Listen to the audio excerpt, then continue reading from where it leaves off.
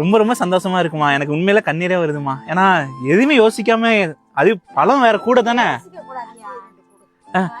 அண்ணா இல்ல அம்மா, பழம் கூட தானே இது பாச்சோல. அப்ப எப்படிமா இவ்வளவு குடுக்குறீங்க எதுவுமே யோசிக்காம? யோசிக்க மாட்டேன் சாமி. அப்ப உங்களுக்கு வியாபாரம் கிடைக்காத?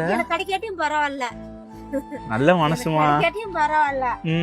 காலேஜ் பிள்ளைகள் நிறைய வருங்க, வாங்கிட்டு வாங்கக்கா கொடுக்கா, அந்த அங்கேயே வாங்கிட்டாங்க, செல் போஸ்ட்ல காசு இல்லக்கான்னு சொல்லுங்க.